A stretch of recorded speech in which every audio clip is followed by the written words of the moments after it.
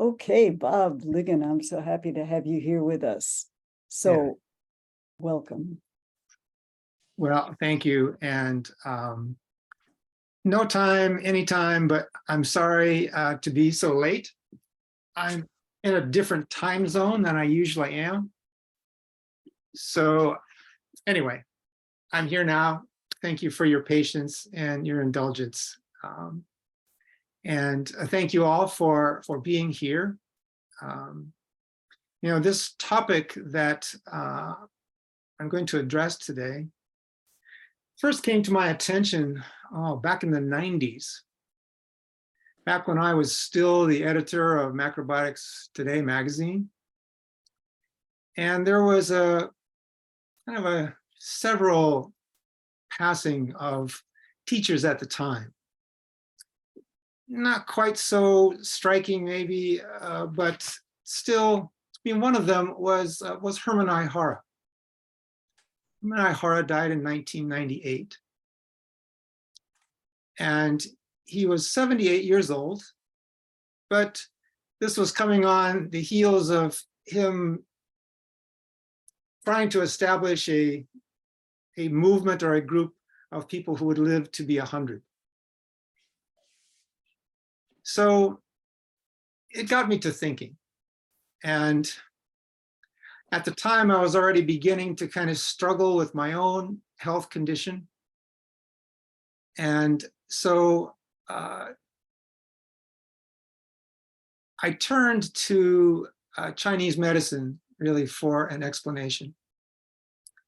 And I should say before I go any further too, that the comments that I'm going to make today are derived from my personal experiences, my clinical observations as an acupuncturist for many years, and theoretical applications of both macrobiotics and Chinese medicine. And by no means am I seeking to establish any right or wrong, or make any accusations, or highlight mistakes, nothing like that. The purpose is really to have a discussion or a reflection on what has happened to a number of teachers and counselors and see what can be learned. So, with having said that, another important thought, I think, is that we all have free will. That is, we can all choose how to spend, our life energy and our life force. And one thing I've observed, one thing I know, is that if choices are made consciously, eyes wide open, fully cognizant of potential implications, and yet they are made for whatever purpose, then, the outcome of that choice, I think, is above reproach. Because we can all choose how to live our lives. We can all choose how to follow our dream or attempt to fulfill our karmic destiny.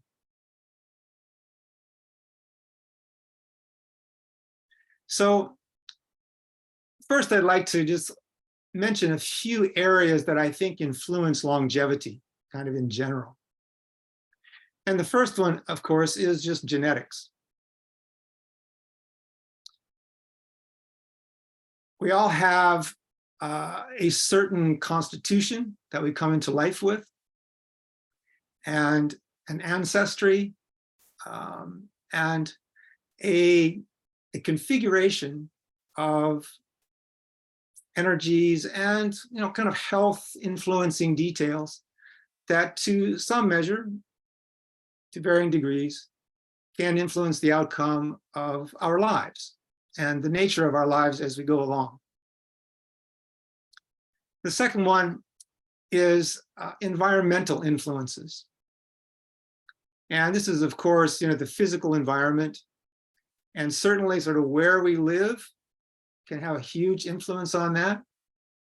I was just reading an article this morning about, the differences of people who live near factories and oil refineries and people who live in cleaner air. The illness and the morbidity rate is strikingly different.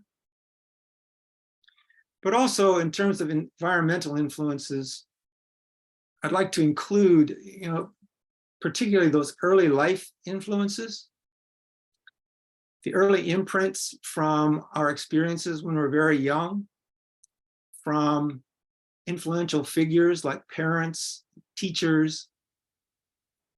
All of those influences can establish patterns of thinking, patterns of responding, even patterns of behavior that can have a significant influence on the course of our lives and the state of our health and well-being as we go through life. And another area that is maybe one of the trickiest to get a handle on, really, we can only really kind of infer, and that is an individual's private emotional life, only really known to that individual. They may at times, speak to that or share it with others, but ultimately it is private and it's only known in that amount of detail to the individual involved. And those of us on the outside can never know it in that depth. So that's kind of one of the areas where mystery can operate in terms of longevity and the quality of our life. And another one, kind of more in the energetic or the esoteric realm, is that, a personal belief of mine, is that we all have, a purpose in this life. You can call it karmic purpose or destiny or something like that. And Herman Ihara used to talk about this frequently. And his observation was that when you find your purpose, your life really kind of begins. You become alive. You're filled with energy and inspiration. And karmic purpose can take precedence over physical health even. So you can imagine an individual who, possessed of free will and inspired by a karmic purpose may consume, life force at an accelerated rate. That is, the primary motivator is the fulfillment of that karmic purpose, which may require someone to work long hours, exhausting activities, intense social pressure, lots of interactions that are taxing. But in service of the karmic purpose, again, freely chosen and consciously chosen, I think places it above reproach. It's unassailable. Assuming, at least in my way of thinking, that fulfillment of karmic purpose takes precedent over everything else. And when, that karmic purpose is fulfilled, for some, maybe many, maybe all, that's the time that one is free to return to the energetic dimension. The purpose of this material life, this physical incarnation, has been completed. So the soul, the spirit, however you like to think of that, can leave the body and return to the energetic realm. So those are some of the influences on longevity that I thought of. But the one that I'm really going to focus on to try to bring some perspective, maybe understanding to what's transpired, not only among macrobiotic teachers and counselors, but kind of human beings in general. And that, of course, is, and it's long been the focus of macrobiotics, and that is diet, lifestyle, personal habits, and I would add outlook on life. So I'd like to step back a little bit. We'll start kind of with the dietary perspective. And my observation or my opinion on the evolution of the macrobiotic diet. So George Osawa, you're all familiar with, I presume, prolific writer, speaker, inspirational, charismatic figure, inspired, many people to spread out all over the world to teach macrobiotics, including Herman Ihara and Michio Kuchi.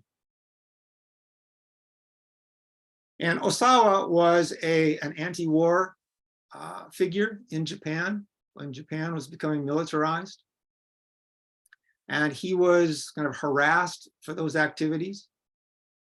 But he had already started talking about diet's influence. And it was said that people would line up down the block to get his recommendations.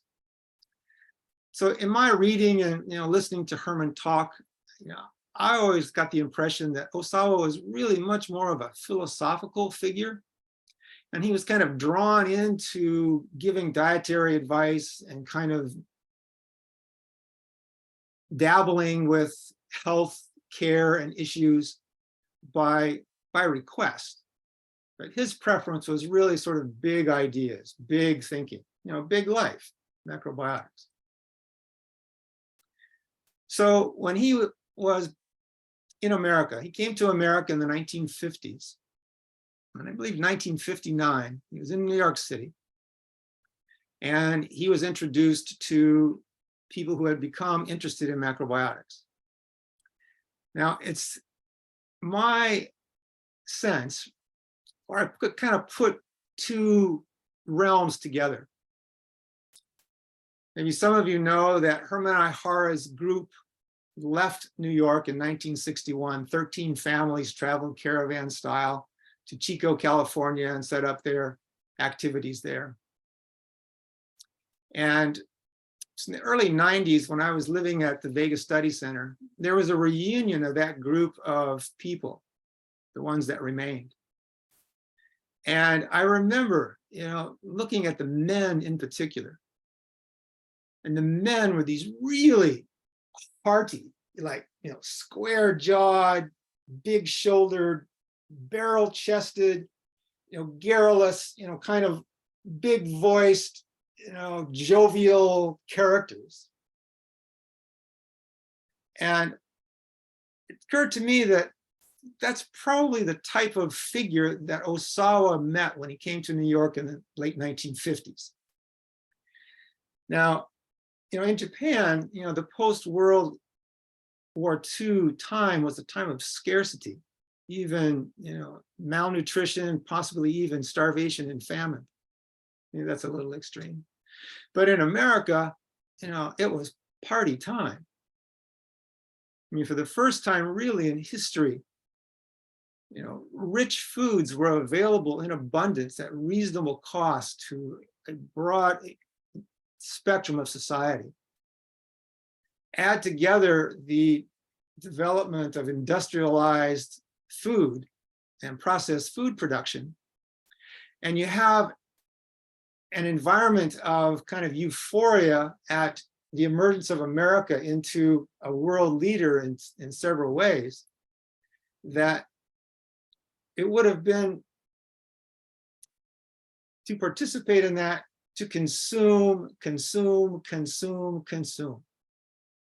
Rich foods, processed foods. What that will do over time is that it will create what's called excess in Chinese medicine. That is, it's too many calories coming too fast for the body to digest and assimilate and eliminate fully. So the excess gets stored, typically in the form of weight gain. I mean, these days in America, it's like shocking. But even back then, I think it began to become more prominent, particularly among men who are now eating steak, regularly, where before it maybe had been a special occasion. So here's Osawa sitting in front of these men, and they had also already begun to have probably minor health problems, maybe a little arthritis, back pain, sort of typical things. And so they're wanting, to hear from this kind of guru character, what should I do? So we'll pause just for a moment to say that also in George Osawa's writings, the original ones in particular, a macrobiotic diet included all foods, really. However, he would make qualifications about what foods would have what consequences or what implications. But indeed, of those first 10 diets, I think 4 of them still included animal food. So Osawa, I think, in his insightfulness, looked at this kind of condition of these people and utilized the principles, emphasized principles of macrobiotic theory to apply it to dietary suggestions. So here is this excess character, probably overweight, congested, maybe full of mucus, exhibiting signs of heat, maybe red face, loud voice. So Osawa suggested, beans and grains and vegetables and, kind of what later became the so-called standard macrobiotic diet, perhaps, because those dietary recommendations were very well suited to that condition. That is, those dietary recommendations were cooling, draining, dispersing, and cleansing. Precisely what's needed for an excess condition. And indeed, I think what really got those people hooked and what inspired them is that when they tried those dietary recommendations, they probably felt better almost immediately, like within a couple of weeks, if not even the first meal. And therein sort of was planted the seed of a misapplication of macrobiotic dietary principles. Because those same characters, and maybe many of us, myself included, I was one of those characters who was in excess when I came to macrobiotics. I grew up in the Midwest. My grandparents lived on a working farm. Both my parents grew up on farms. I ate the farm diet, meat and potatoes and milk, and until I was at least 18 when I left for college. So like those characters, I felt great too. And they were so inspired that they left their lives in New York and moved to California. Now, that's kind of the base of where the macrobiotic diet evolution began.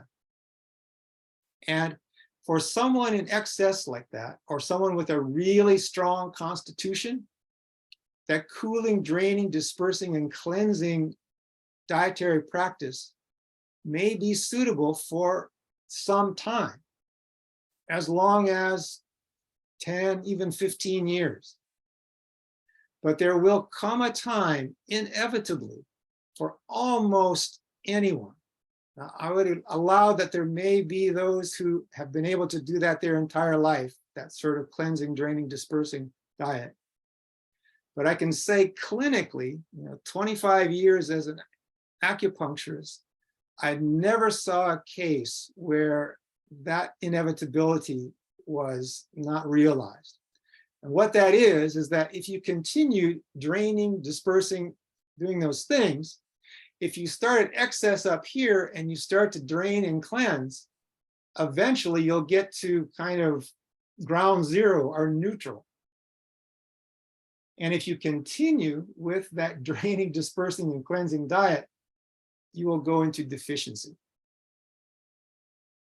And this is really kind of in a nutshell what has happened to most macrobiotic practitioners and to the macrobiotic community over the last 60 years, let's say. Now, it's taken a long time for it to come to the attention of people in a way where they would speak about it or speak up about it. Because there's another sort of complicating factor, and that is kind of the culture of macrobiotics as it evolved. So that initial probably success that those, and also many people had initially, in the 1960s and the 1970s in particular, where people who had excess conditions, felt great, and they, rhapsodized about their success, and wrote books, and gave talks, and inspired people, and really enjoyed, the results of that experience for them. So during this time, macrobiotics became more organized. There were schools developing. The Kushi Institute developed, the Vega Institute in California. And the way that they really predicated their activities was on this sort of cleansing kind of approach. Pretty much assuming that everybody's toxic one way or another, certainly if they're eating the standard American diet. And many people had initial success, myself included. So another factor that kind of plays a role is the influence of Japanese culture on macrobiotics. And I lived in Japan for a number of years, sort of witnessed some of this firsthand.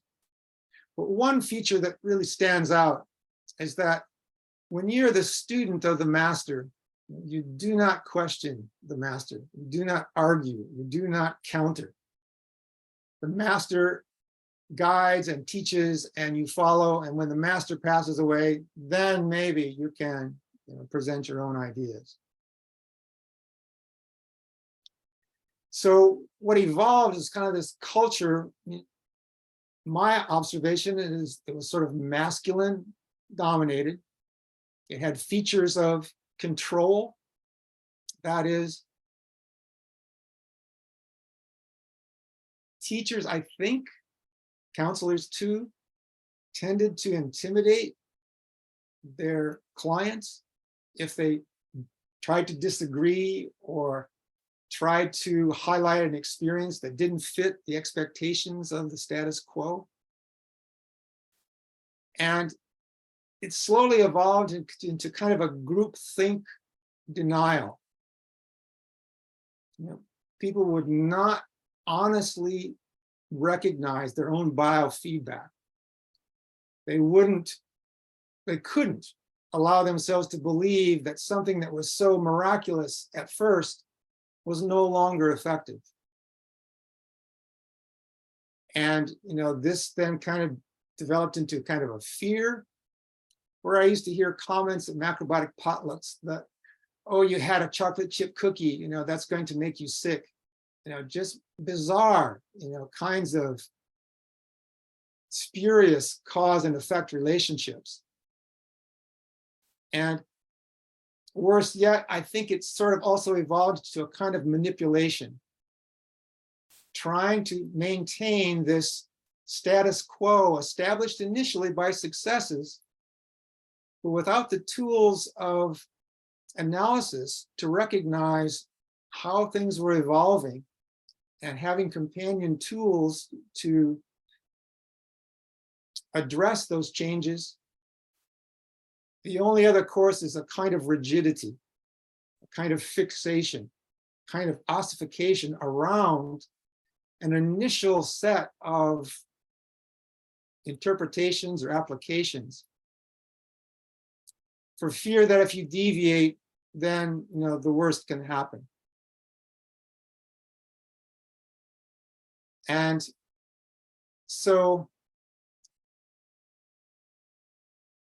macrobiotics continued to kind of try to preserve that up to and including, declaring that it was the cure for cancer at one point, some time in the 70s, I think. So now it wasn't just to improve health. Now it was trying to be a medical modality. It was trying, even promising, intimating that it could be a cure for serious conditions. And this is really kind of the crescendo of, in my view, macrobiotic arrogance, where, and this was a palpable belief among people that I knew, who felt that macrobiotics was superior to like almost any other system, and firmly believed that if you could eat well enough, you could cure anything, including not have to wear my glasses any.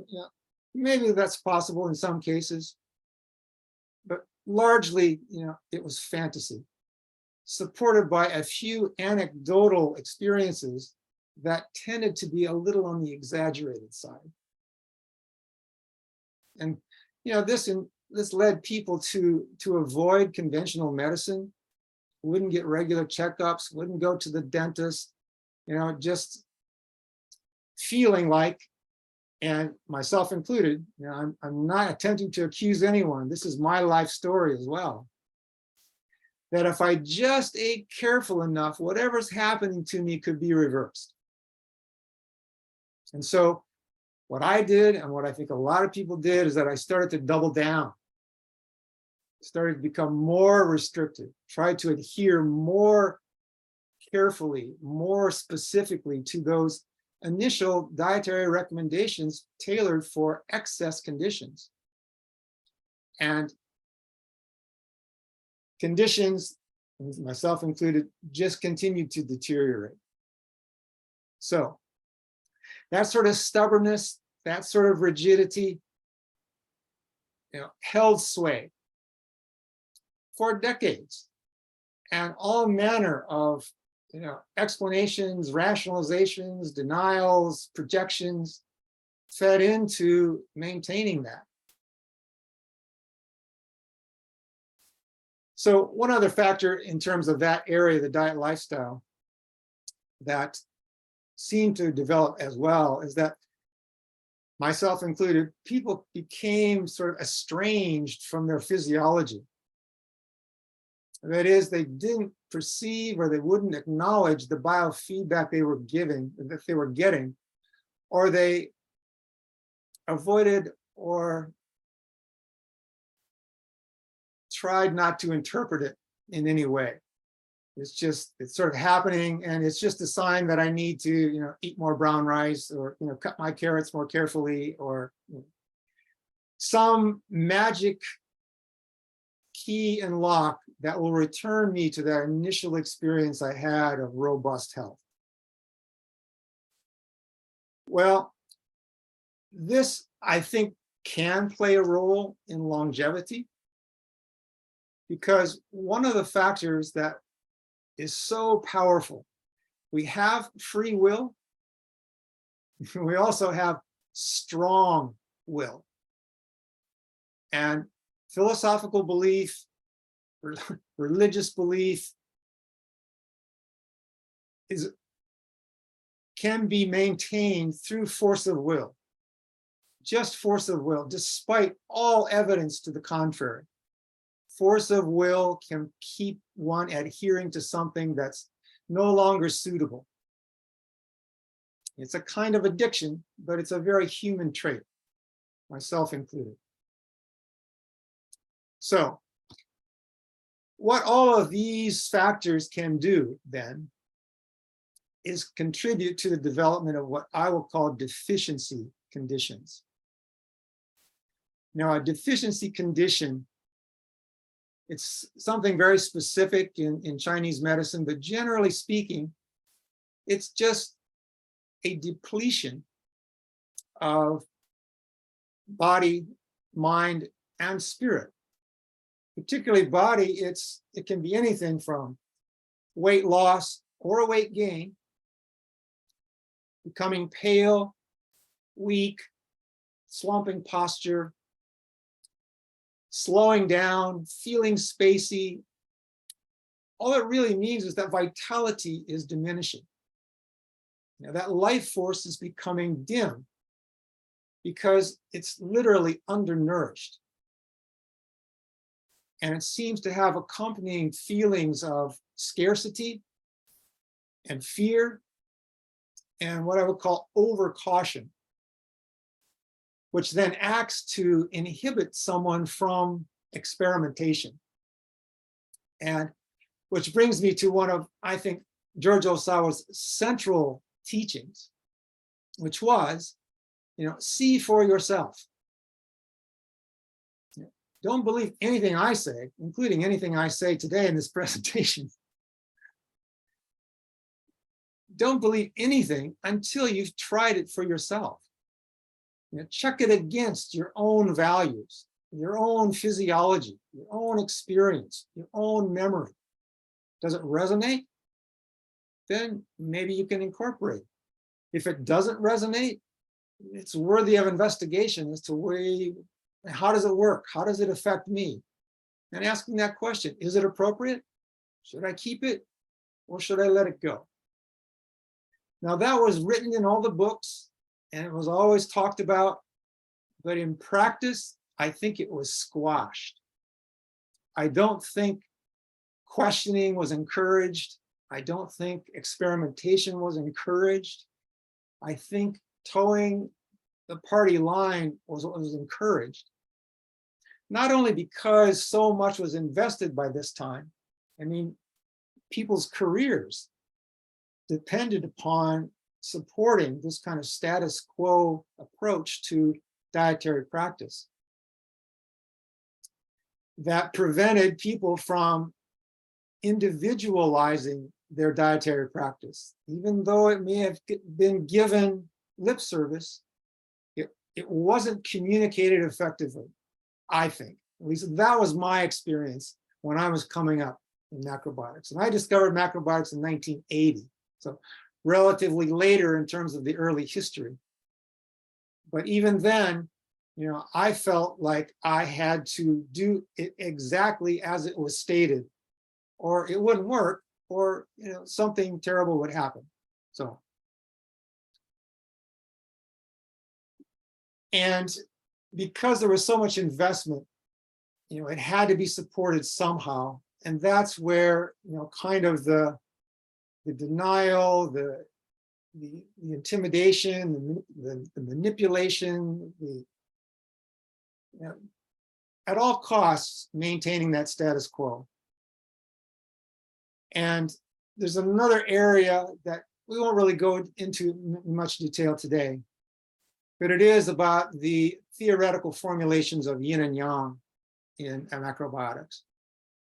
And I'll just say, and it's my opinion and my experience and my observation, that while the macrobiotic formulation has applications for preparing food, or maybe understanding some of the cosmology, in terms of applying it to physiological function and response, it is inaccurate.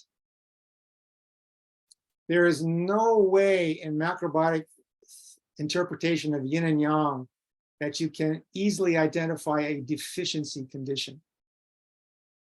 And it's because, in yin and yang macrobiotics, both substance and energy are on the yang side. Yang is the active principle and yang is contractive. So it's in the macrobiotic terms. In the Chinese medicine version of yin and yang, yang is energy, but yin is substance. And that is their complementary interplay. The yang of energy animates the substance of yin. Otherwise, it's just an inert lump. And the substance of yin gives yang form. Otherwise, it just floats away as energy. And that's the Tai Chi symbol. And they're always in transformation. They are never 50-50. They're always in transformation. So using the Chinese medicine version of energy and substance, what happens when a draining, dispersing, cleansing diet is pursued long enough, it will diminish substance to the point where it starts to become deficient. And this, I believe, is what happened to many macrobiotic people over the years. Again, myself included. And there's no way that the macrobiotic theory can identify that, much less address it with dietary suggestions or so-called treatment. So there was this kind of almost like the macrobiotic experiment as it initiated and as it was developed was doomed, to create this kind of dispersing effect. And the evolution of the macrobiotic community kind of followed that course, where there was a lot of energy and enthusiasm back in the 1960s and 70s and on. But the 90s and the early aughties, it started to kind of fragment and dissipate. And it was like the body politic, had developed deficiency. And no matter of studying or doubling down or intimidation or denial could possibly change that, because it is a physiological inevitability that if you adhere to that, for most people to continue to adhere to that draining and dispersing diet, they will develop deficiency. And this first came to my attention after I had left Vega and I moved to San Diego when I started Chinese medicine school, but I was still doing a fair amount of macrobiotic counseling. And I noticed after about 6 months that I had a very similar type of client. There were about a dozen females, aged late 20s to early 30s, all with the same issue. They had been attempting to conceive and had been unsuccessful. And to a person, they had been strict macrobiotic, vegan, vegetarian, some for as many as 10 years. And each one, I finally put this together. Each one of those persons had a deficiency condition, which I had then learned from Chinese medicine. And it's a depletion of substance. I mean, they all had kind of a similar presentation. They were pale, they were kind of spacey, the light had gone out in their eyes, their hair was kind of dry, and they were kind of, hopeless. They were really struggling, which, as I came to learn, those are all signs of deficiency. The life force is just draining out. So in a broader application, this kind of deficiency is roughly relatable to immune system strength. And as immune system strength diminishes, as deficiency progresses, it becomes more challenging to not have the body begin to be compromised, specifically in the form of symptoms or illness. And what's possible, and this is just a conjecture, is that the force of will can be so strong to hang on to those initial practices that someone can pursue them unto their death. Force of will is that strong. All the while even potentially carrying all of the denial, all of the delusion, just thinking that the healing miracle is right around the corner, if only something. So what happened with that group of females who were attempting to conceive was that they were not going to be eating any flesh foods. They were not going to eat beef or pork or chicken. And in a Chinese medicine perspective, that's likely what would have been recommended. Calorie-dense foods that are nutrient-rich, that nourish deeply and can address that deficiency. In Chinese medicine, it's called deficiency of blood and yin. It's really the depletion of substance. They were not going to do that. But I'd also learned that in Chinese medicine, what's most important is to have the fire energy in the body, but particularly digestive fire. And the image of digestion and assimilation, the picture of it in Chinese medicine, is that the stomach is a big cauldron, a big pot. And underneath it is the kidney yang. Kidney has both yin and yang characteristics. Underneath this pot is the kidney yang, the fire energy. And the fire energy heats this cauldron, which has had all of the food introduced to it, heats it up, raises it to a steam. It's captured by the lungs and the heart, circulated, delivered to the cells and the tissues, and nourishment takes place. And assimilation takes place. But if that fire underneath the cauldron is dim, or if it's gone out, there's no transformation of that food into blood and tissue. And this can actually be one of the vectors of weight gain in deficiency. You can be eating, mounds of brown rice and vegetables and all of that. But if it can't be converted to blood and tissue, it will become an accumulation. You'll get this kind of puffy Pillsbury Doughboy, Michelin Man kind of body, which is one of the types of deficiencies. It's not just rail thin, skinny. It can also be this kind of inflated kind of body type. So it was this fire energy that was missing in these young women. And I'll grant that there are many ways to encourage fire energy. You can use very hot cooking techniques, pressure cooking and deep frying and things like that.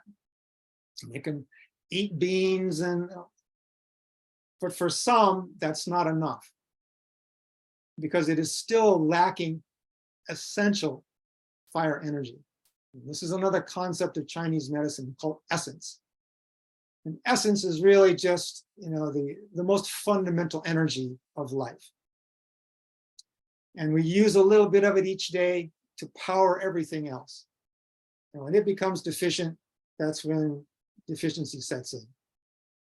But one of the ways that fire energy can be acquired is by introducing the essence of a hot-blooded animal. This is a blasphemous thing to say in macrobiotic circles. And pretty much when I started talking about this in the late 90s, I more or less was ostracized in the macrobiotic community. Kind of went into hiatus for a number of years. It was powered already by some of those passings that I'd witnessed in the 90s, but it hadn't risen to consciousness in the community yet where there was a receptance to that kind of thinking, except in a few cases. And my good friend, Carl Ferre was one of those, who actually published my book with this information in it at some risk, to his reputation. The essence of a hot-blooded animal can be extracted through the long cooking of its bones. Pressure cooking, ideally, it extracts the essence from the minerals from the bones, which are all alkalizing. It dissolves the bone marrow. It dissolves any of the remaining tissues. And what's really the effective part of that is this kind of jelly-like substance that's left after they've been cooked. They're cooked, you chill the pressure cooker, the fat rises to the top, that can be skimmed off and discarded. All of the material, the bones, whatever material is left can be discarded. What remains is this kind of gelatinous textured substance. which in Chinese medicine is thought to contain the essence of an animal. And doctrine of signatures, like nourishes like, to ingest that essence from a hot-blooded animal. And that's why even fish might not be enough for some, because fish is still cold-blooded.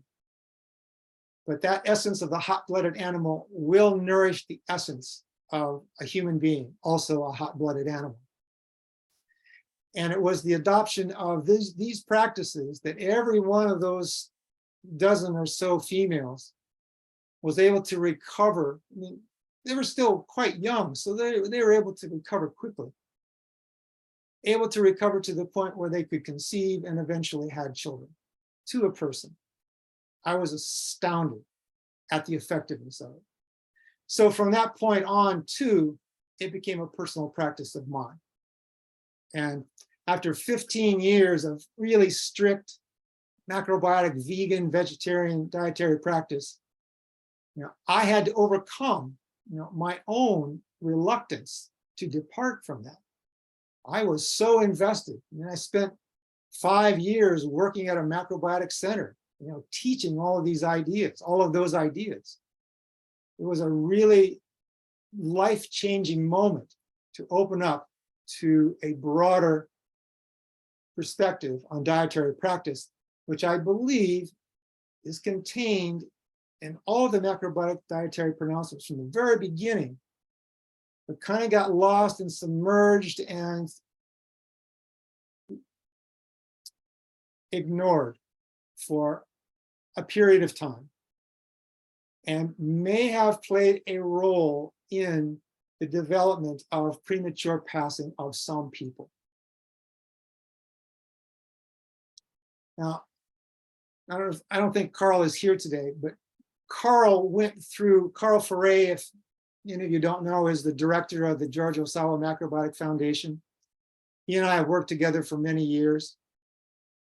But Carl was one of those very, very devoted macrobiotic practitioners, philosophy, practices, the whole 9 yards.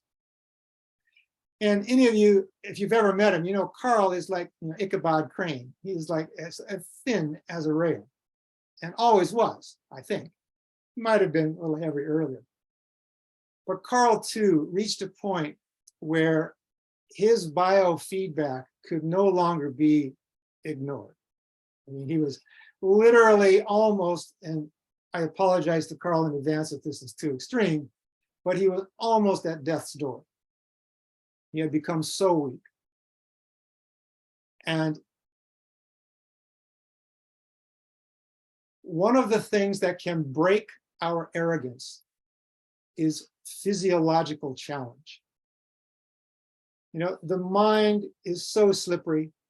It can maintain spin and opinion in the face of all manner of intellectual evidence. But as I'm fond of saying, the physiology cannot lie. You can fool your mind, but you can't fool your body. And your body will give you information. And that's how I began to interpret symptoms the longer I practiced as an acupuncturist. Illnesses and symptoms and aches and pains, there's nothing bad about that. It's not punishment. And in most cases, it's not even mistakes.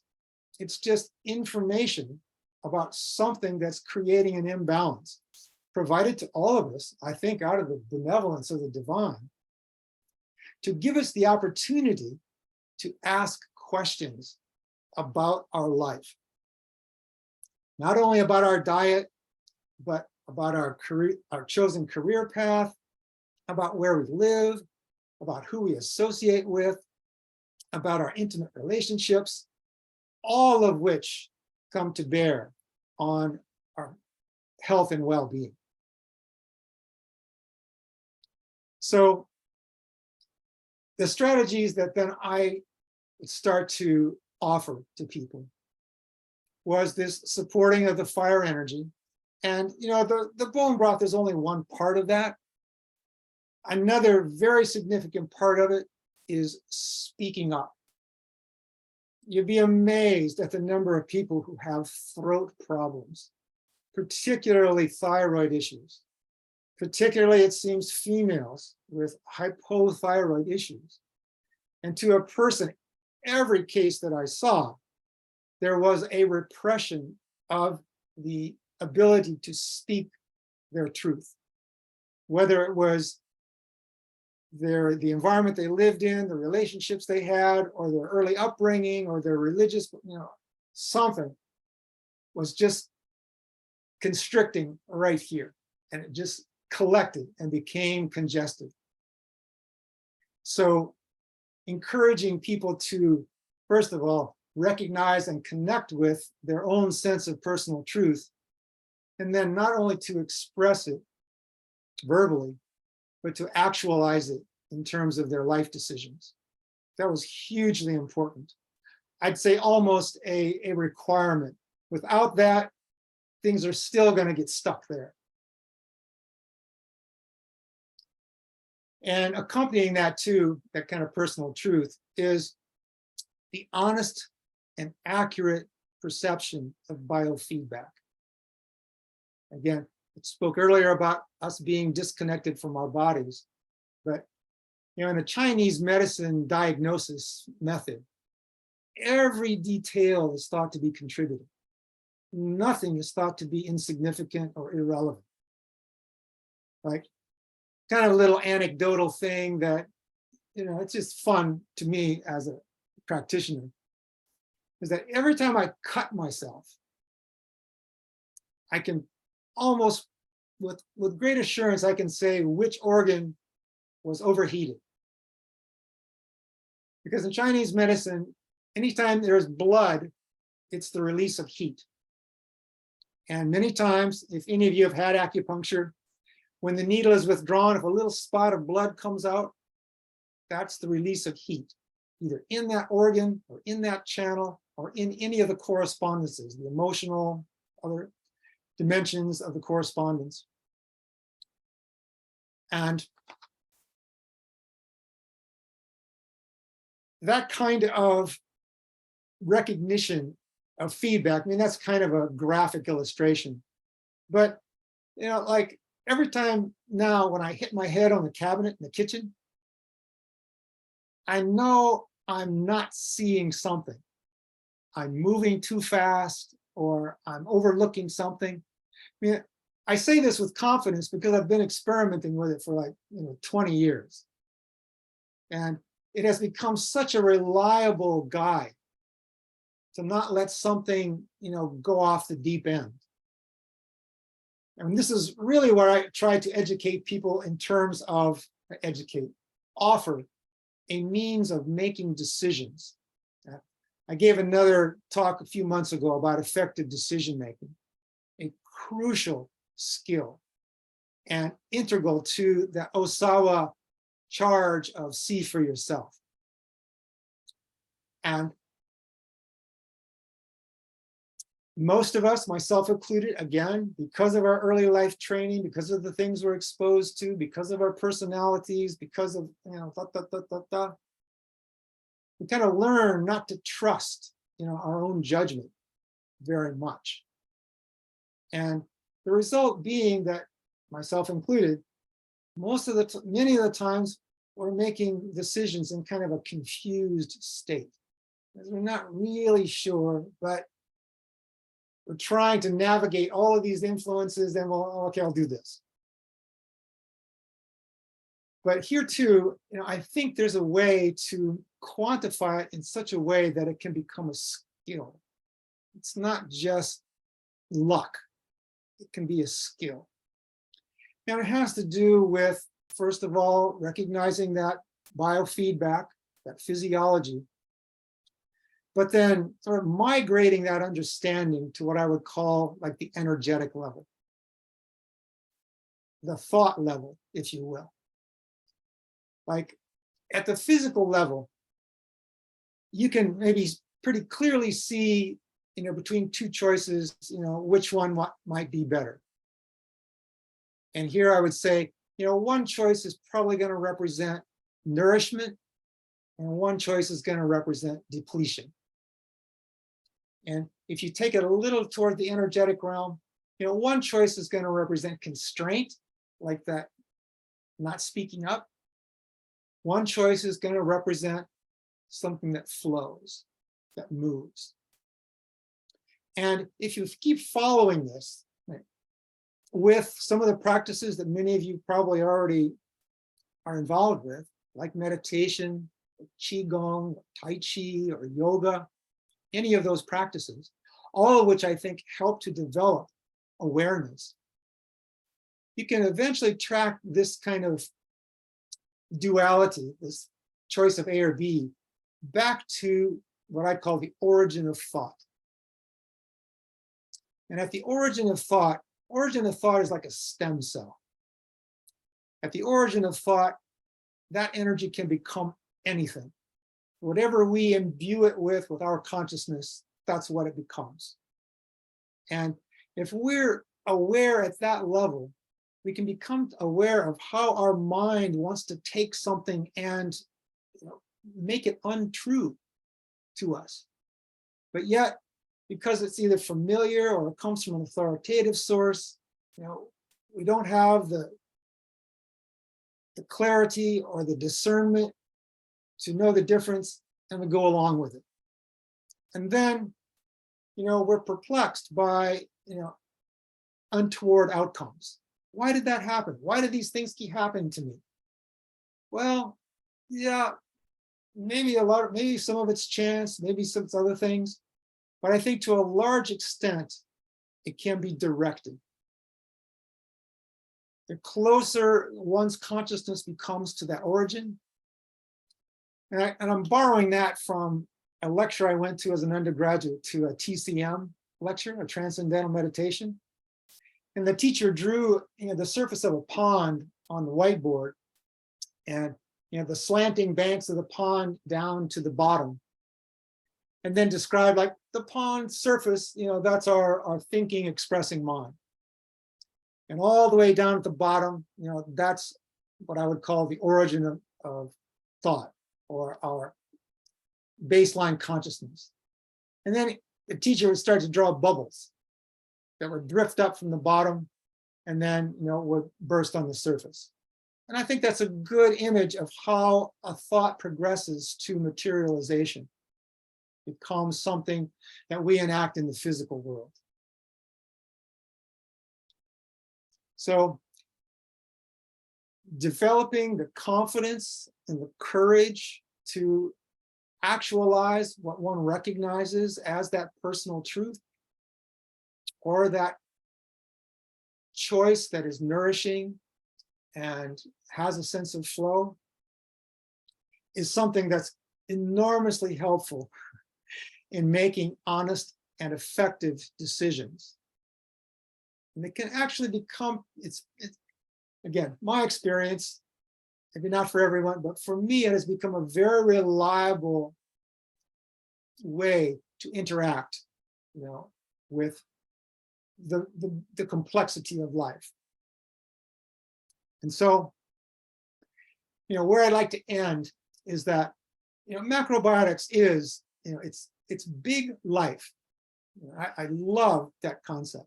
I've loved the word. I've never been shy about using it. I love the word macrobiotics because it's big life. And if you pair that with try and see the non-credo, I mean, life really can become a playground. And I'll end with my favorite story of my interaction with Herman Ihara. Is that one day when I was living and working there, I was walking down the hallway in the publishing wing, and Herman just kind of appeared out of nowhere, right in front of me, right in front of my face, like close, like uncomfortably close, and said, with no introduction, "What did you learn from Osel?" I mean, this was like on a Tuesday afternoon, just not a class, not a consultation, just totally off the cuff. And I think, to my credit, without thinking, I said freedom. Freedom is what I learned from George Osel. I think it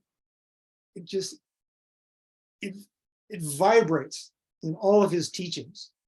This sort of, almost lust for life, this vivification of living that freedom imparts.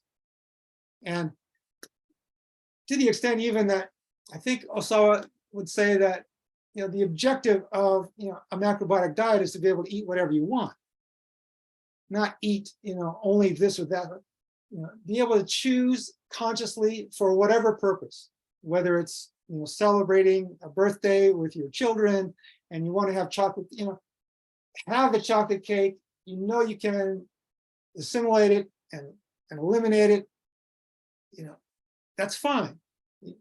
It's not going to have a negative repercussion, very likely. And, Herman told another story where when he was leaving home, after he'd been introduced to Osawa and he was brown ricing and miso souping, his mother made some mochi for him. And mochi in Japan is very sweet, generally. It's very sugary. And Herman refused to eat it. I'm sure thinking, like many of us did, oh, I'm practicing macrobiotics and I don't eat anything like that. I never touch that. And he said years later that he regretted not eating that mochi because his mother had made it with love for him and offered it to him. And he didn't recognize that. He only had that sort of self-absorbed sense of addiction or attachment to a certain interpretation of dietary principles that paralyzed him in that moment and couldn't act from his heart. So, my vision is that the mission of macrobiotics is to provide people with information and skills and then guide and teach them how to make creative decisions to realize their own unique personal dream, whatever that is, whether it's in physical health, career, social relationships, spiritual evolution, or whatever it is. And that, I think, is true freedom.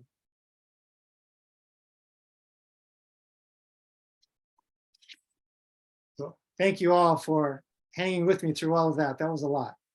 Bravo, Bob. That was wonderful. That was excellent. I can imagine there are questions. Please. Excellent, excellent. Thank you so much. So can I go ahead and comment? Can you hear me? And Hi, again, Roger. Jack, you want people to raise their hand, or how do you conduct this part? Yeah, we could do that. Roger, go ahead. Hello, Bob. You might remember me from the late 80s, the early 90s, where I sponsored Herman Ihara out to Australia to our summer camps. I also had the privilege to sponsor Michio Kushi in the late 80s, early 90s to Australia. And essentially, I've been, for many decades, kind of removed from the immediate macrobiotic community because in Australia, we did things very, very differently to what how people were practicing macrobiotics in Europe and the USA, because I totally like, I 100% back what you have just expressed, because my background is also in TCM. And so what people don't realize is that I've been actually running one of the longest established macrobiotic curriculums for over 35 years internationally, by combining the original perspective of Osawa and of course the teachings of Michio and Herman, etc., but blending that with Taoism medicine, TCM, and the energetics involved with TCM, and having a curriculum that's food as medicine, where we look at all of the food groups and we combine Ayurvedic and cultures of longevity, etc. which is vitally important. And I've seen for many, many decades, the people involved with macrobiotics getting very, very deficient and depleted. And if anybody has just a basic training in TCM, they would actually be able to recognize these deficiencies that Bob has beautifully expressed over the last hour. So I'd just like to endorse 1000% what Bob has been explaining to the macrobiotic community. I'm not as politically correct as Bob is. I would say that it's time for the macrobiotic movement to come clean and to actually get with the coffee here, because basically the yin and yang paradigm that was established by Osawa, he didn't actually have a TCM Taoist background. He was a political poet and philosopher, as Bob beautifully described. And people such as myself and Michael Rossoff have been subtly saying for many, many decades that we really need to get back to the original paradigm of using yin and yang, where the macrobiotic community can really start to understand what Jing is, what blood is, what blood deficiency is, what these serious deficiencies are, and that it's inappropriate to be vegan and vegetarian for many, many, many, many people, depending on their condition, etc. So, and then there's a place for all the amazing herbs that we offer from TCM as well. We have, you don't have to learn the 360 herbs that Bob and I learned. You only have to learn 5 to 6 of the culinary herbs in from Taoism to put into your soups, your broths, your congees, that can make an absolute world of difference to people's vitality. And that's the tradition of grandma's cooking from the Chinese culture, which I've pretty much got the only curriculum in the world where we actually teach showing people the culinary herbs that you can use within cooking and longevity.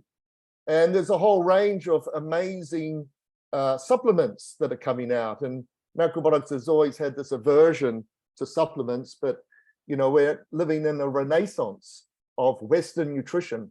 I mean, Western nutrition is incredibly boring from an energetic perspective up until several years ago, when they started to now deeply go into the biochemical pathways of aging and the telomeres, etc. So there's a whole world of amazing supplements that are being discovered that it's time to, again, wake up and smell the coffee in the macrobiotic community. So my curriculum is called Academy Healing Nutrition. You'll find it sort of somewhere there on the great internet. And this is the first time that I've actually spoken up. I tap into these wonderful things that you put on with the Rice House for many years, but I've never spoken up. I've just been passively listening, and nothing quite frankly, nothing has resonated with me until Bob has done this beautiful presentation coming from truth, and we're all truth seekers. And I just take my hat off to you, Bob. I resonate 100% with what you're saying from a clinical perspective, like you, having to deal with real life situations with people with their deficiencies and also, you know, their mindset, etc. So I think the time to come is, you know, let's start to explore all of the food groups. Let's open it up. Let's explore some of the paradigms of TCM. Let's go back to the original. There's no need for that macrobiotic yin and yang. It separates us from all of the families in Taoism, which is the Qigong practitioners, the herbal practitioners, the acupuncture practitioners. They don't use the macrobiotic yin and yang. So unfortunately, the macrobiotic community only got sort of 50% of the equation right, and they missed out on the other 50%. So it's really time to get real with this and move on. So unfortunately, I have to go in 10 minutes, but I think I've said enough, and I'll hand it over to somebody else. Thank you, Roger. Yours is a name that I've known for a long time, so I'm glad you've spoken up. Bob, do you have a response? And then we have Marion with a raised hand. Yeah, I do think I do remember you, Roger, because I was handling Herman and Cornelia's tours in the early 90s. That's right. I remember working with you on I that. did send them to Australia at least once. So thank you And for your, we had a great time with Herman and Cordelia. Just a wonderful time. yeah, they were And we also had Michio out for at least 3 sponsorships. And basically I was the force behind doing all of that. I must admit, though, in respect to Michio, my karma with Michio did stop on the last tour, because here's an example of how you can get things wrong, and my deepest respect to him. But I'll give you an example. I had a client who was part of my community where she had serious food issues, and she was getting depleted. She was on the macrobiotic, that sort of strict macrobiotic diet, and basically she was dying, right? So I managed to talk her into having a chicken soup, right? And basically she came back to life. She really came back to life, because of her deep blood deficiencies. And then we had a group, and then Michio arrived, and we put on events, etc. But then we did one of the group consultations where he would go around and sort of within a couple of minutes say some dietary advice. And he came to my client and sort of looked at her and said, "Stop eating chicken. You're eating too much chicken." Oh my God, my heart just about fell out. And basically she died. She took his advice. She no longer took my advice. And she died about 2 months afterwards. And Michio just didn't understand what deficiency actually looked like, and the importance of animal foods to actually build up serious blood deficiencies. So yeah, my karma finished that day with Michio, and I didn't sponsor him anymore to Australia. Bob?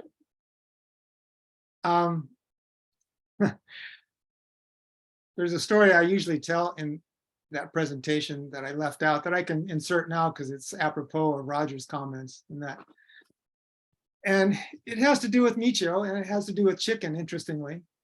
I was at a conference in Southern California, and Michio was there, and they needed somebody to scribe, so they asked me if I would scribe. So I'm sitting in on these consultations, and I'm taking all the notes and all that. And there was this one man who, Michio looked at his arm and he said, "I see you eat too much chicken."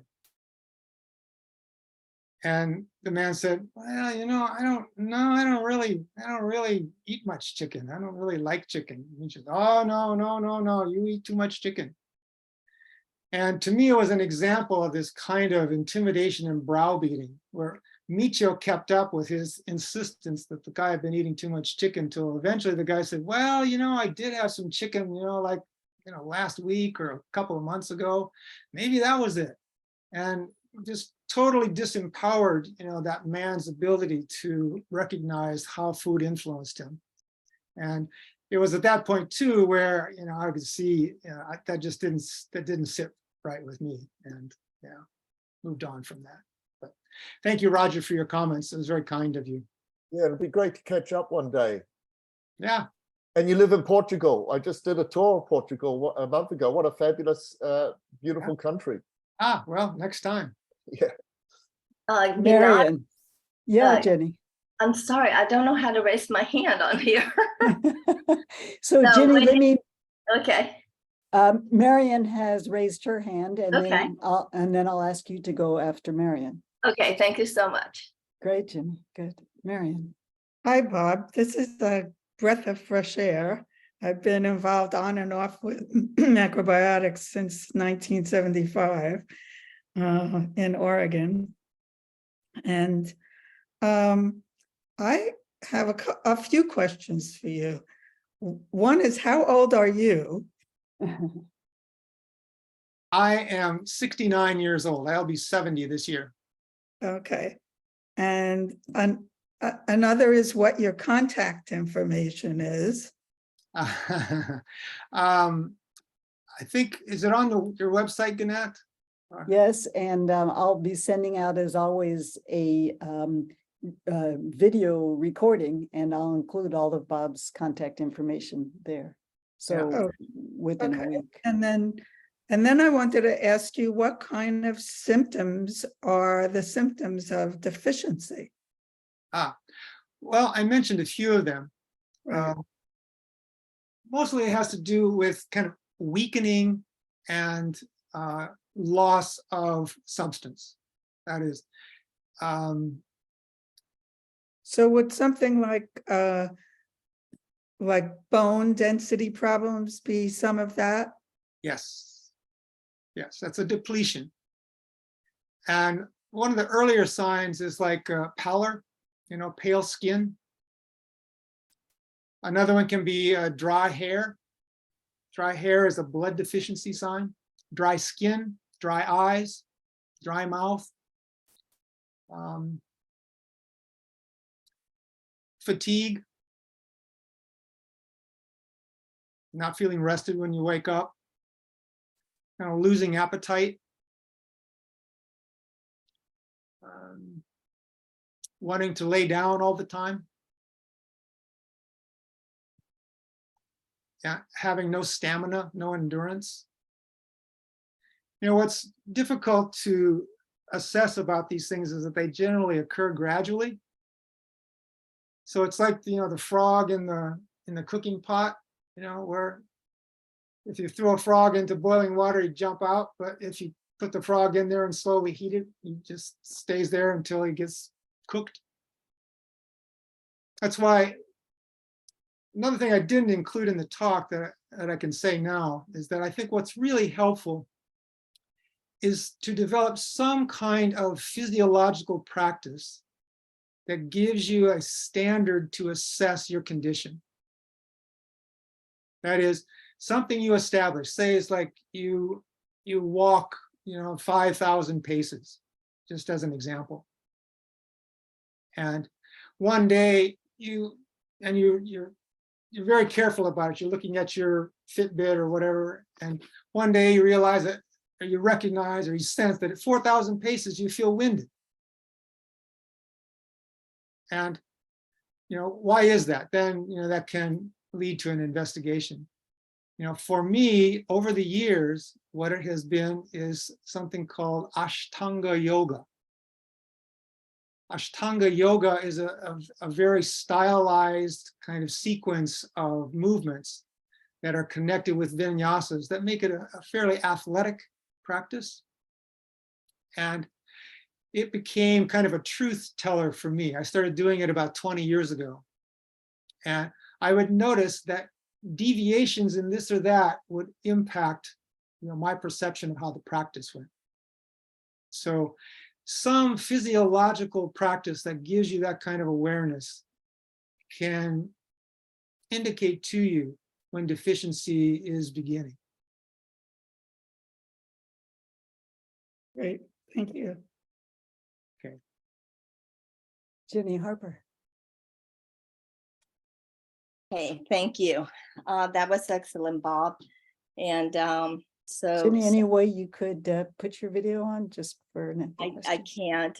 With my mom, I take care of my 91-year-old mom. So I'm physically having to be with her. So if you don't mind, I'll just speak.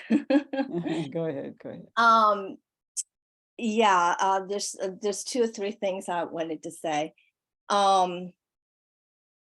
I live in Tennessee and Nashville, and when I began my macrobiotic career, if you will, it was also in the 1980 out of illness, and my healing was pretty quick after being sick and out of hospital for 7 years. And so I was amazed at what food did, but it made sense. I grew up in Chile. My grandmother got my medicines from my yard and my kitchen, so it just makes sense what I was doing with food. I started in January. In March of that year, Micho came to Atlanta, and I got to meet him for the first time and was mesmerized.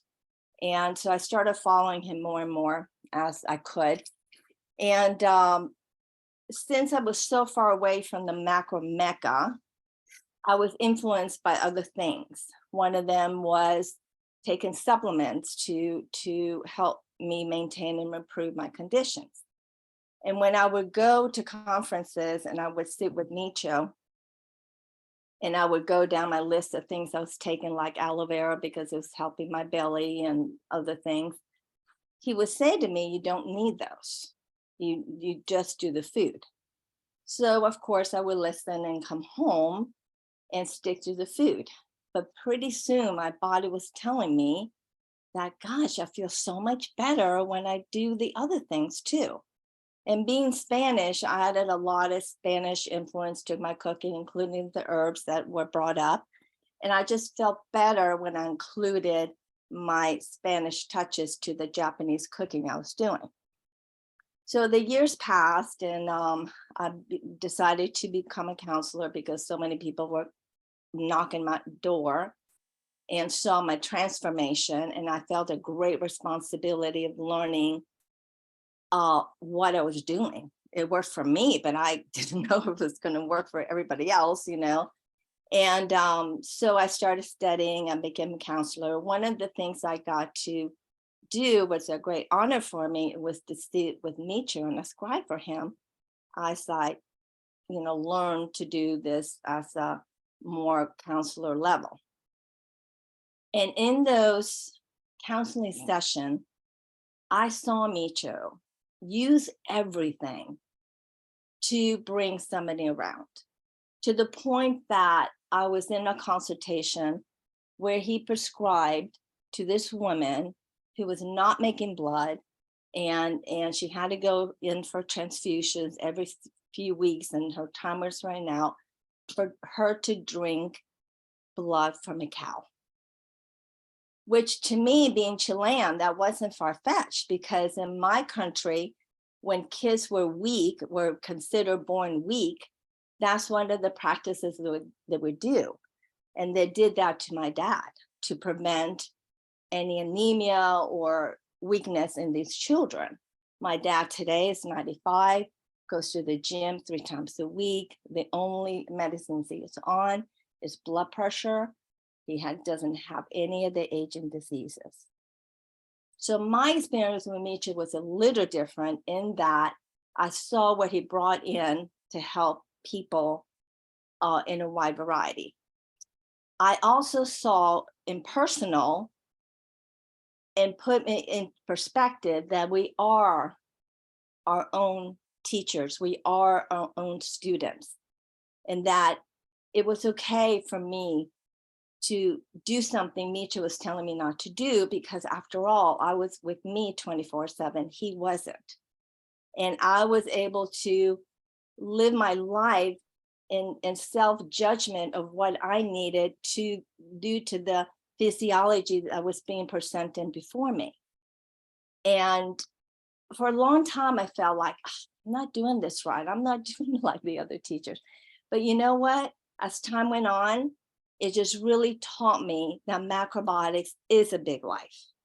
And for each individual has to be their big life. And we do have the choice of freedom, and we do choose how we're going to live and die. And so I just really respect the way you outlined everything, because I think it is our journey, and some of us get there and some of us don't, but it is the perspective of always knowing that guides will come to us with information, especially if we're seeking, but it is up to us to discern that information and create our own lives. Thank you. Thank you, Jenny. That's great.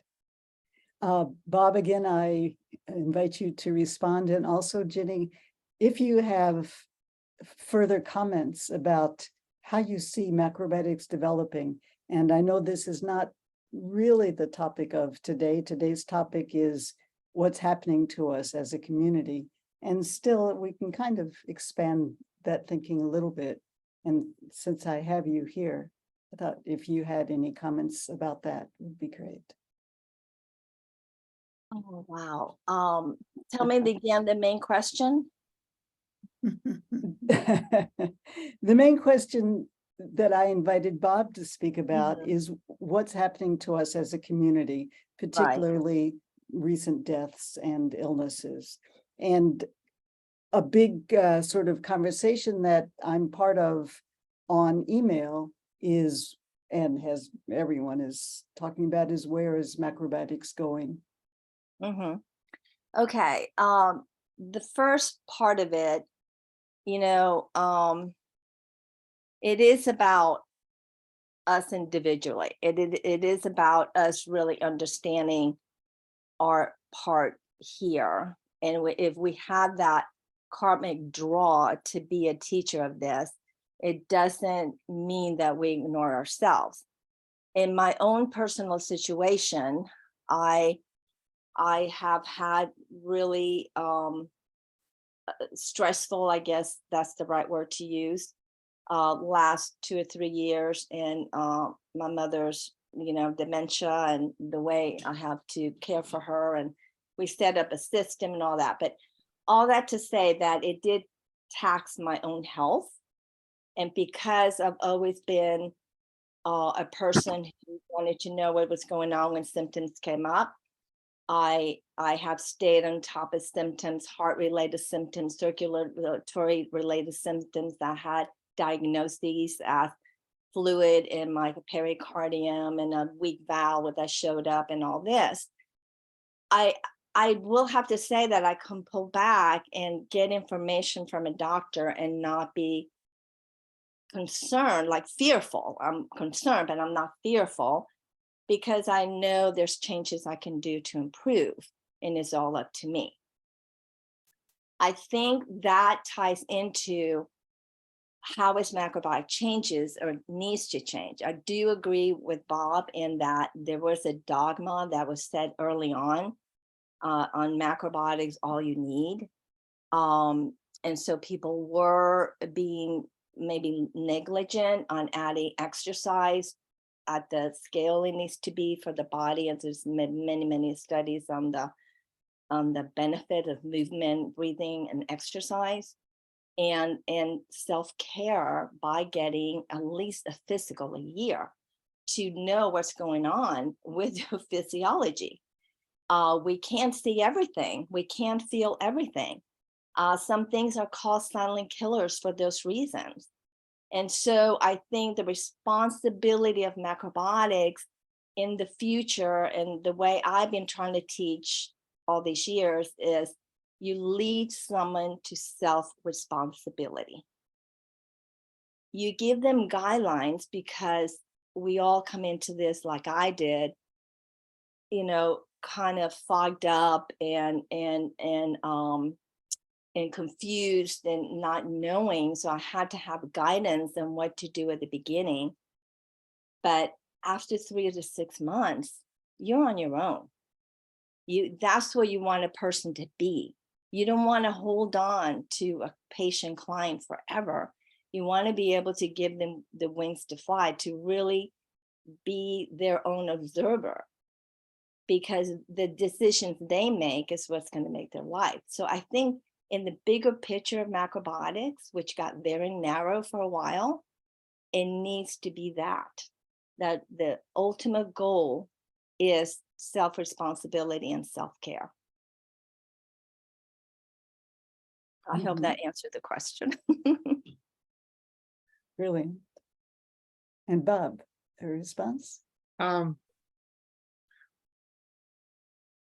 thing that she touched on that's really helpful, I think, in empowering the individual to experiment, is that we are all different from each other. We're as unique as our fingerprints. No two people are alike.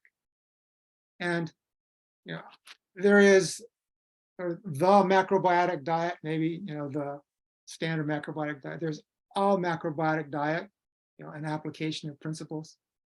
And then there is your macrobiotic diet. which very likely might not be like anybody else's in every detail. And I think that's the most effective application of macrobiotic theory and practice. And it's also one of those ways of thinking of freedom. You're no longer depending upon a teacher, a counselor, a book. You've gotten information, you've developed skills, you've gained clarity and discernment, and you can make decisions that support your life dream. All right. Thank you. We have two hands raised. One is Ruth Hirsch, and then we have Meryl. Ruth, go ahead. You're muted. Thank you. So, sorry, I had to get out and do more steps today. So I'm on the path now. Let me see if I can stop and talk. So I'm at a different end of macrobiotics in that I'm pretty new, 3.5 years, 4 years now almost. I really appreciate, Bob, what you said, but I want to add to it. And if we're looking at where's macrobiotics going, and I certainly have no idea, but to me, just to say that to empower each of us to look at our own physiology is very, very simple. I don't mean to criticize anybody, but there are so many dimensions of how we feel, not You mean just simple? physical. Do you mean simple or simplistic? you mean it's Simplistic, thank easy? you. Oh, okay. No, it is not easy. It is very complex. And so you might send somebody off and say, well, just listen to your body, or listen to your mind, listen to your heart, listen. You've got your emotional body, your spiritual body, and so many different aspects of the physical body. Most of us aren't taught to listen to ourselves. So to me, I'd love to see that. It's really hard to talk when I'm walking, even though I've stopped. But I'd love to see us educate in the community of how do you listen to yourself? It's something I've been doing for a long time. I've been doing yoga since I was 16, and I'm 69 now. I do it 7 days a week. I walk and I still find listening to my body challenging. And I'm also trained in Chinese medicine. So I have a great background, and I'm trained as a psychotherapist. And I'm still not clear all the time. And I look at my clients and my students and my friends. There's so many aspects that we just don't know to look at or how to listen to ourselves. So Great question, Ruth. I appreciate yeah, that. anyway, I think that the point is, how can we bring that in? Not just say that you're free to, you listen for 6 months and then you're on your own. Is how do you do that? And maybe we could brainstorm together about ways that people can do that. And I also just wanted to put in, having read the Macrobiotic Bible once, grand total of once, Michio Kushi's, I think it's called Book of Macrobiotics. There's so much information in there that isn't dogmatic and prescriptive, but can be really helpful in answering our questions. When something is out of balance, we could look at, oh, maybe this is what it is, or this is what it is, letting go of the yin yang, but maybe the 5 flavors, or there are just so many different things. So to me, when I hear people, I know there are stories, and people could tell stories about me when I stuck my foot in my mouth or behaved in a way that I regretted afterwards, and not to discount the good things that somebody is contributing. So that's all I wanted to say. But I really like this discussion and what you're bringing, Bob. So thank you. Thanks, Ginat. Thank you.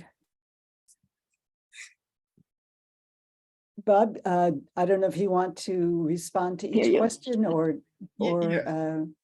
Yes. or take a few. Yeah. Okay. And your point is well taken about 6 months and then kind of pushing somebody off into the deep end. You know, what I tried to include in my presentation is the essential importance of helping someone develop the skills of decision making. And all that information is great, but you can't put it into practice in terms of your personal life and needs, then something significant is going to be missing. So yeah.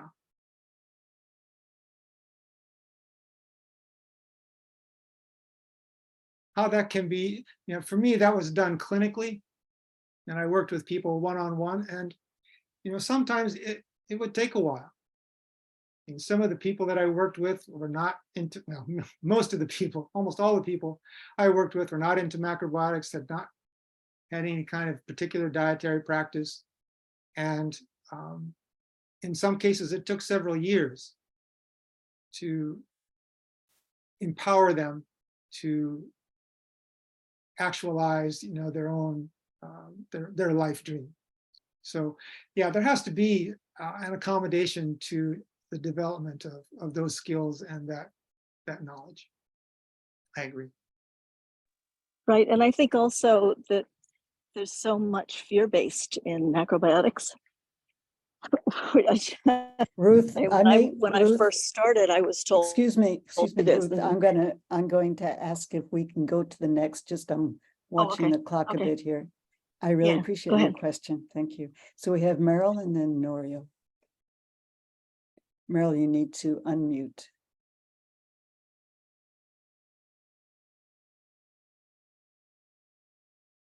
Meryl Shepherd, you need to unmute.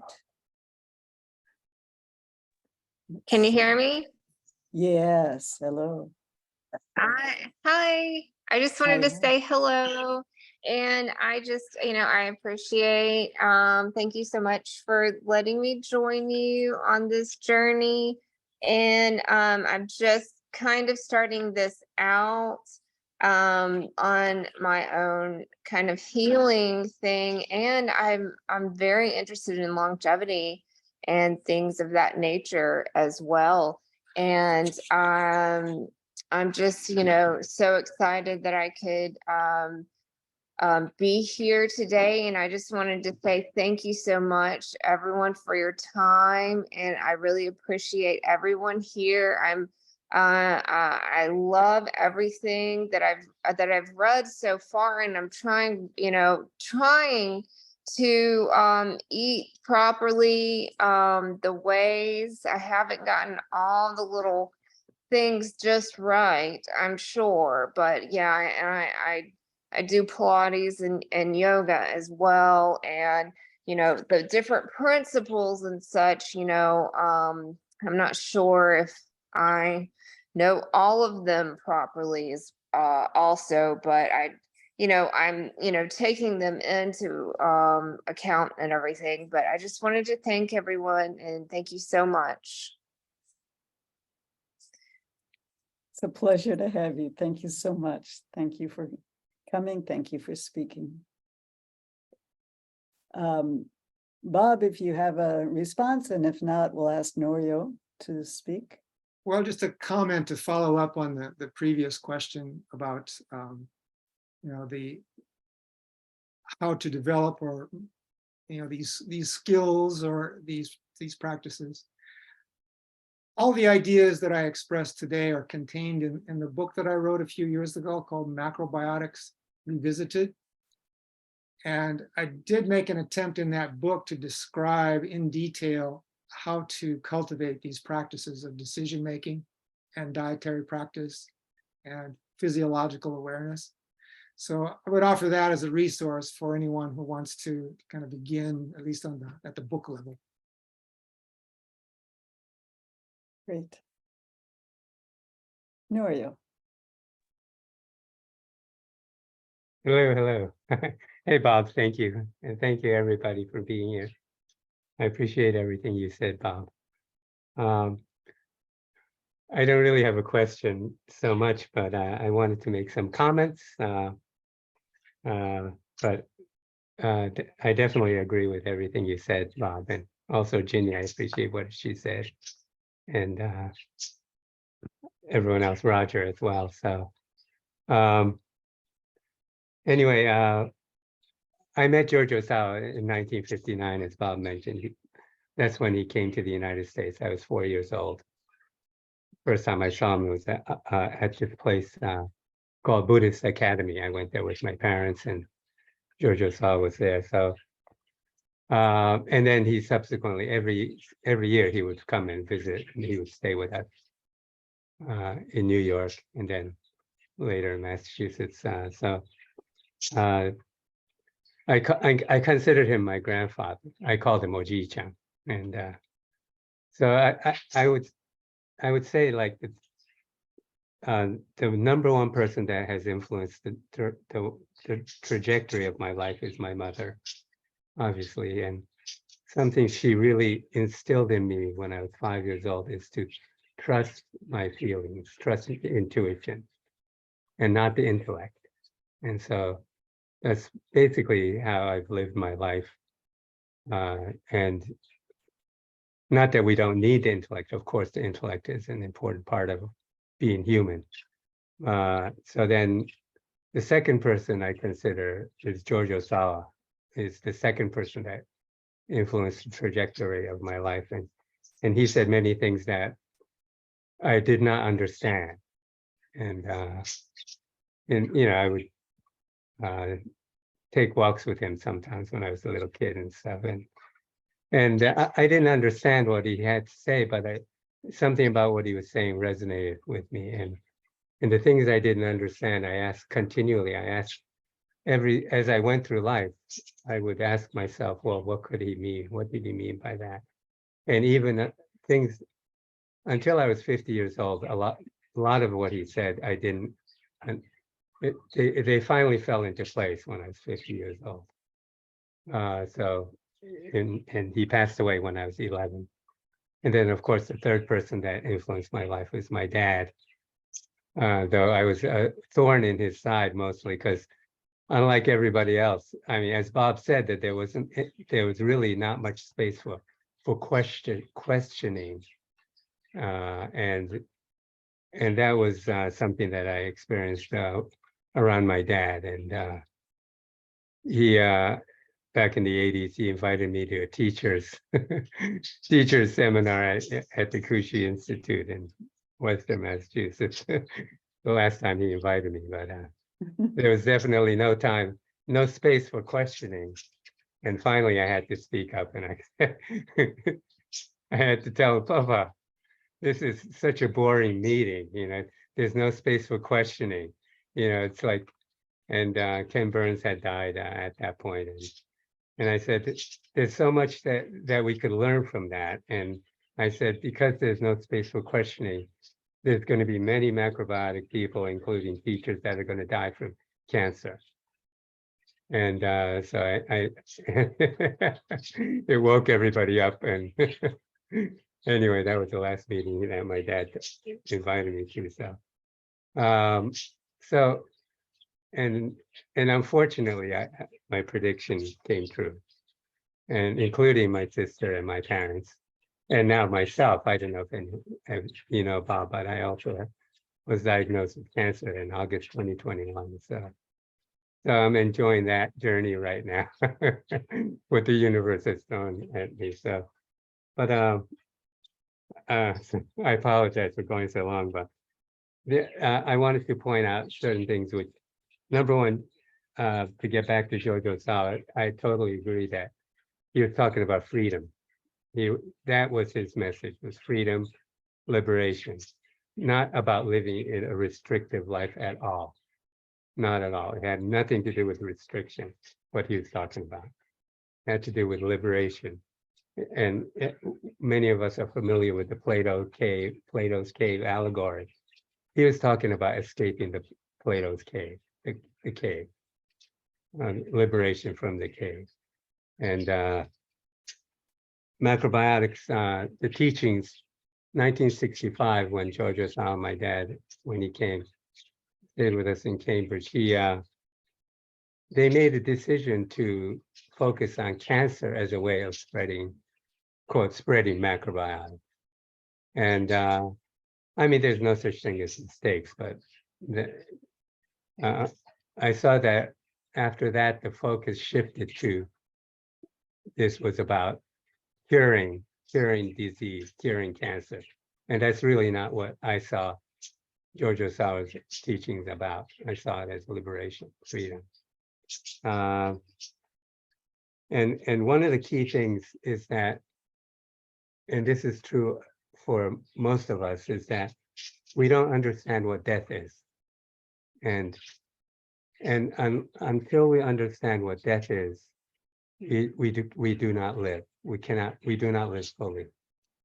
And I'm not saying that we know what's going to happen after we die, but if we really understand death, we can't separate death from life. Death and life is the same movement. Birth and death is the same movement. It's one movement. So, and unfortunately, in the macro paradigm, it adopted the way of Western medicine of it was something to avoid, and if we look at death as something to avoid, it's to me it's a symptom of not really understanding what death is. So, Norio, about that, is it your opinion that whether we live or whether we die, they're both good and it's okay, or choose life? Like, do what you can, live. Don't just like, well, either one is okay. well, actually, there's no such thing as that. But that's don't Correct. take my word for it. Don't take Correct. my No, word that's for it. also my belief. Correct. But it So, doesn't have to be so a I belief. can rephrase it. I can rephrase it. Do we want to stay in this physical body as much as possible, or is either one okay? Well, the way I like to put it is that our current human reality on planet Earth, is that it's a linear time-based reality, and there's nothing wrong with that. But we think it's the ultimate reality. We don't. It's time. Time we don't recognize is fluid, and it's created through our being human. And it's created through languaging, past, present, future, and that it moves in one direction, and is actually a conceptual construct. And in actuality, birth and death is a single movement. They're not opposites. It's a single movement. The birth of the physical form and the death of the physical form. And everything physical is temporary. It exists in the temporal world. And Giorgio Sawa was talking about the eternal world. And that we don't recognize, we're identifying with what is temporary. And we don't recognize our fundamental nature is eternal. So, and it's possible to see and discover that for oneself, and not to turn it into belief. Attachments are a form of being stuck in the temporal, actually, and belief is the strongest form of attachment. So, and that's what I think Giorgio Sawa was pointing to. That's what I finally understood when I was 50 years old, that the freedom he's talking about. And when he said not to believe, it wasn't that he was talking about himself, what he was saying personally to not believe. He was talking about that as a way of life. That belief itself is an attachment to an idea, and that is the strongest form of attachment. And attachment keeps us focused in the temporal material world. So is belief the same as faith?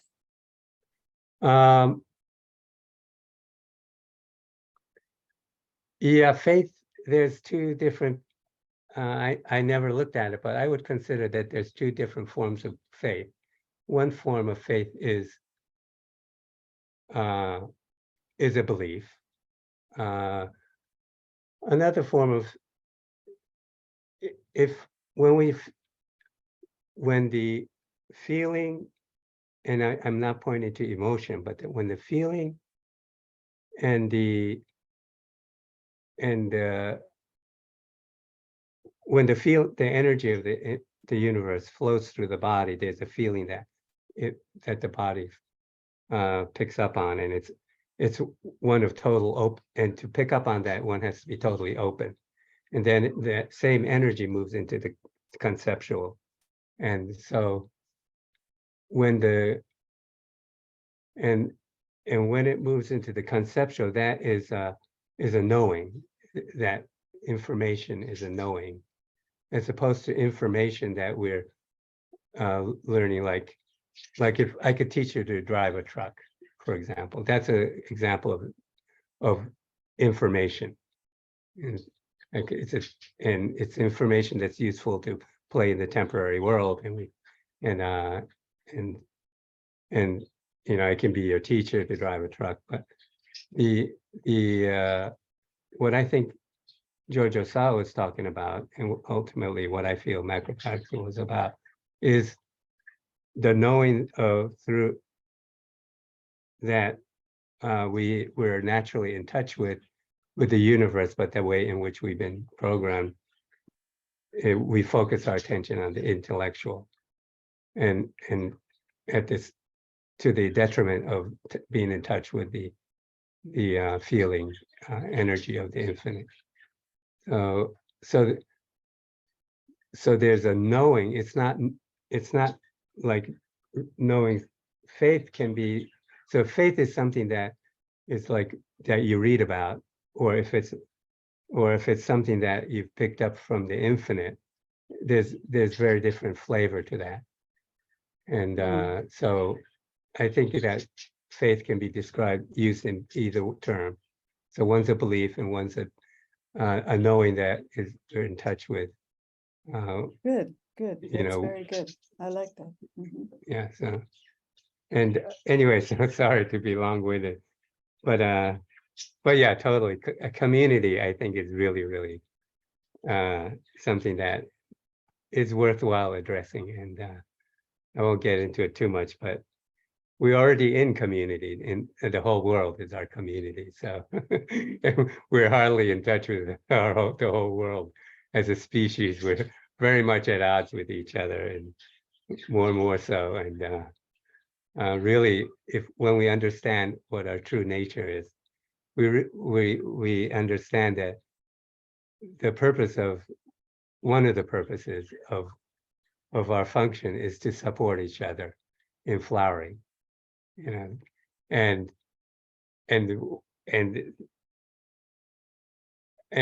the only way we know that is in community and being in relationship with each other and understanding each other, and that's the so yeah, that's I'll leave it at that, but for now. So anyway, thank you, Bob, and everyone listening too. Thank you. Thank you always, Noria. Good. Bob, and then anybody else? A thought about the question that you posed, Gannat, about cling to life, or I would refer back to that discovery of a sense of purpose in life, or karmic mission.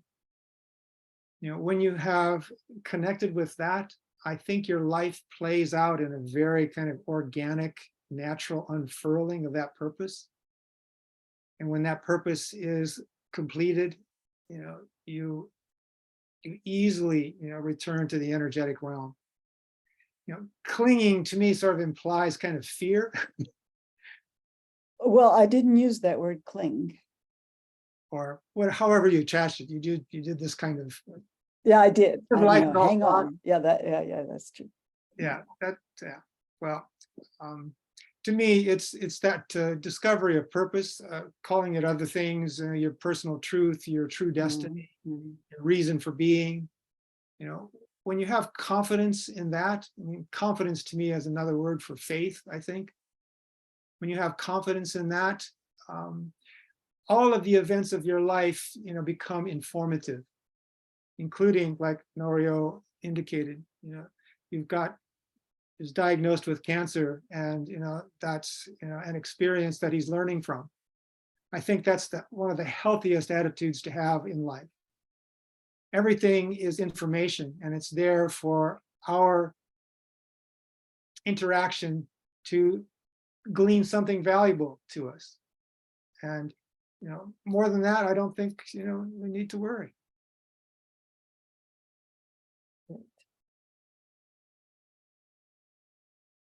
Well, I'll tell you, it's been a pleasure. What can I say? Thank you very much, Bob. And thank you to everyone. I'm going to stop the recording. I want to mention that next month is the September, I think it's 3rd, the first Sunday in September. And we are really going to be happy to welcome an amazing longtime macrobiotic chef. If any of you knows Jean Tournay, he's working right now at the Concord Institute in London. He's originally, or he is from and lives in Switzerland, an amazing chef. And I'm so happy to have a macrobiotic cooking teacher come on the program, because he'll have all the time to both cook and to explain and answer questions, et cetera, et cetera. So I'm really looking forward to that class. And we have speakers lined up for another quite a while. And I'm always happy for more teachers. So let me know. It remains for me only to thank Bob, and I certainly do, Bob. You're a treasure for me. I really appreciate you and your ideas and what you brought. So my thanks to you and to everyone here. All the wonderful.